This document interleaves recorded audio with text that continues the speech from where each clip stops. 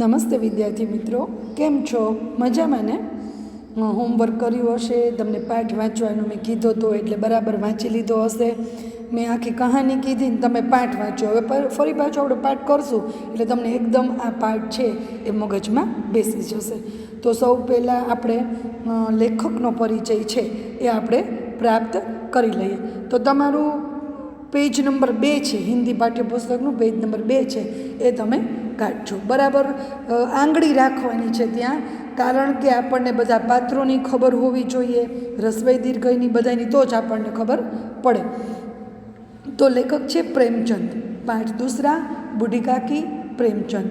जन्म सन 1880 ईस्वी, निधन सन 1936 ईस्वी. हिंदी के उपन्यास सम्राट प्रेमचंद का जन्म उत्तर प्रदेश में वाराणसी के निकट लम्ही नामक गांव में हुआ था. उनका मूल नाम धनपत राय था. शिक्षा काल में ही उन्होंने अंग्रेजी के साथ उर्दू का भी अध्ययन किया था.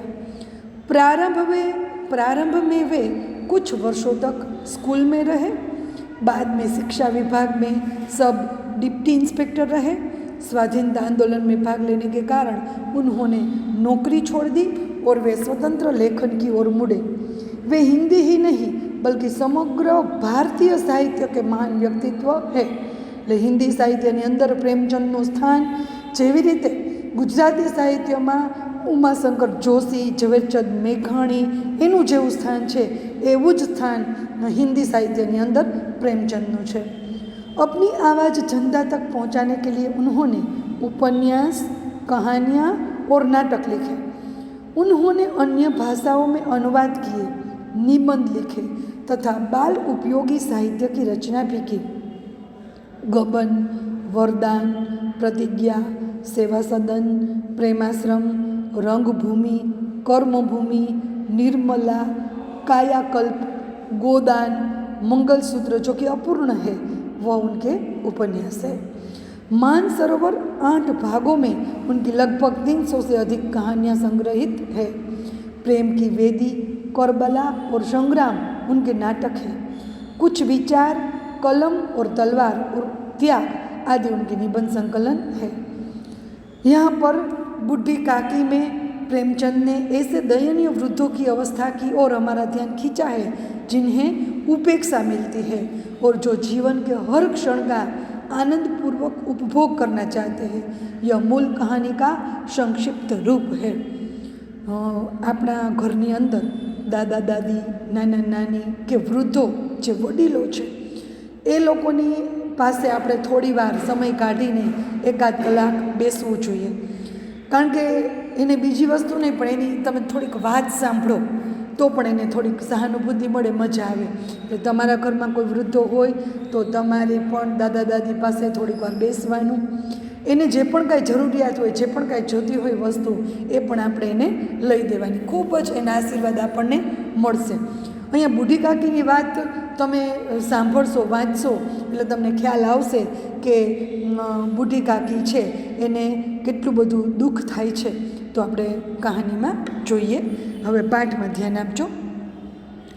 બુઢાપા बहुधा बचपन का पुनरागमन हुआ करता है. ઘણી વાર આપણે કહીએ છીએ ને કે આ તો સાવ બાળક જેવા થઈ ગયા છે, તો પુનરાગમન એટલે બુઢાપા શું છે, ફરીથી જાણે બચપન ન આવી ગયું હોય એવું લાગે છે. बूढ़ी काकी में जीभ के स्वाद के सिवा न और कोई चेष्टा शेष थी और न अपने कष्टों की ओर आकर्षित करने का. रोने के अतिरिक्त कोई दूसरा सहारा ही. समस्त इंद्रियां, हाथ और पैर जवाब दे चुके थे. जमीन पर पड़ी रहती और घरवाले कोई बात उनकी इच्छा के प्रतिकूल करते, भोजन का समय टल जाता या उसकी मात्रा कम होती अथवा बाजार से कोई वस्तु आती और न मिलती तो वे रोने लगती थी. उनका रोना, सिसकना साधारण रोना न था. वे गला फाड़ फाड़ कर रोती थी. कैसे रोती थी? बहुत रोती थी. गला फाड़ फाड़ कर वह रोती थी. उनके पति को स्वर्ग सिधारे बहुत वक्त हो चुका था. बेटे तरुण हो कर चल बसे थे. अब एक भतीजे के सिवाय और कोई न था. उसी भतीजे के नाम उन्होंने अपनी सारी संपत्ति लिख दी. बहुत मोटी भूल करी थी. बुद्धिराम ने सारी संपत्ति लिखाते समय खूब लंबे चौड़े वादे किए, किंतु वे सब वादे केवल कुली डीपो के दलालों के दिखाए हुए सब्ज बाग थे। सब्ज बाग એટલે શું? सब्ज बाग दिखाना मुहावरो पण छे कि बड़े बड़े झूठे वादे करना। सब्ज बाग दिखाना मुहावरो छे। શું થાય એનો અર્થ? બડે બડે જૂઠે વાદે કરના। અને ખાલી સબ્જ બાગ છે એનો અર્થ શું થાય? જૂઠે સપને। જ્યારે એની પાસેથી સંપત્તિ બુદ્ધિરામને જોતી દીધી ત્યારે એને ઘણા બધા સ્વપ્ના દેખાડ્યા, વાદા કરેલા કે હું તમને આમ રાખીશ ને, હું તમને આમ રાખીશ ને, પણ પછી આપણે જોયું, કહાની આપણે સાંભળી એમાં જોયું કે એક પણ એનો વાદો છે એ બુદ્ધિરામ નિભાવતો નથી। यद्यपि उस संपत्ति की वार्षिक आय कम न थी, तथापि बूढ़ी काकी को पेट पर भोजन की कठिनाई से मिलता था। એને જે બધી એની સંપત્તિ હતી એની વાર્ષિક ઇન્કમ ઘણી બધી હતી, એમ છતાં પણ બુઢી કાકીને ભોજન પેટ ભરીને મળતું ન હતું। લડકો કો બૂઢો કે સ્વાભાવિક વિદ્વેષ હોતા ही है। વિદ્વેષ એટલે શું? વિરોધ। એક પેઢીથી બીજી પેઢી હોય ને એટલે એમાં અંતર થાય જ। નાના બાળકો હોય, યુવાન થાય અને એના માતા પિતાને તરત જ એમ કે તમને ન ખબર પડે આમાં કાંઈ, શું કે? કારણ કે પેઢીનું અંતર આવી જાય એટલે એવું થાય। और फिर जब माता पिता यह रंग देखते तो वे बूढ़ी काकी को और सताया करते। कोई चुटकी काट कर भागता, कोई उन पर पानी कुल्ली कर देता। काकी चीख मार कर रोती, परंतु यह बात प्रसिद्ध थी कि वे केवल खाने के लिए रोती है। अतएव उनके संताप और आर्तनाद એટલે શું? તો કે આર્તનાદ એટલે દુઃખ ભરી ચીખ અને સંતાપ એટલે શું? માનસિક કષ્ટ, દુઃખ। એટલે બધાને શું હતું કે એ જે આર્તનાદ કરે છે, સંતાપ કરે છે, એ શેના માટે કરે છે? તો કે ખાવા માટે જ કરે છે। પણ બાળકો છે એ પણ એને ખૂબ હેરાન કરતા, એની માથે કોગડો કરી આવે ને, ચીટિયા ભરીને ભાગી જાય ને, એટલે એના ઉપર કોઈ છે ઘરના વડીલો એ કોઈ ધ્યાન આપતા ન હતા। संपूर्ण परिवार में यदि काकी से किसी का अनुराग था तो बुद्धिराम की छोटी लड़की लाडली, कौन? छोटी लड़की लाडली थी। लाडली अपने दोनों भाइयों के डर से अपने हिस्से की मिठाई या चबेना बूढ़ी काकी के पास बैठकर खाया करती थी। यही उसका रक्षाकार था। यद्यपि काकी की शरण उनकी लोलुपता के कारण महंगी पड़ती थी, तथापि भाइयों के अन्याय की तुलना में कहीं सुलभ थी। इसे स्वार्थ अनुकूलता ने, जो अँ संधि छूटी पड़े छे, स्वार्थानुकूलता लखेलू है ने, स्वार्थ वत्ता अनुकूलता, स्वार्थ वत्ता अनुकूलता अने सहानुभूति में शू थशे? सह वत्ता अनुभूति। तो इस स्वार्थ अनुकूलता ने उन दोनों में सहानुभूति का आरोपण कर दिया था। रात का समय था। बुद्धिराम के द्वार पर शहनाई बज रही थी और गांव के बच्चों का झुंड विस्मयपूर्ण नेत्रों से गाने का रसास्वाद એટલે શું? તો કે આનંદ લેતા था બધા। आज क्या था? आज बुद्धिराम के बड़े लड़के मुखराम, શું નામ છે બુદ્ધિરામના બેટાનું? मुखराम का तिलक आया है। यह उसी का उत्सव है। घर के भीतर નો વિરોધી શબ્દ શું થાય? બહાર, બરાબર? ભીતર બહાર, ભીતર એટલે અંદર, ભીતરનો અર્થ થાય અંદર, એનો વિરોધી શબ્દ બહાર। घर के भीतर स्त्रियाँ गा रही थी और रूपा मेहमानों के लिए भोजन के प्रबंध એટલે व्यवस्था में व्यस्त थी।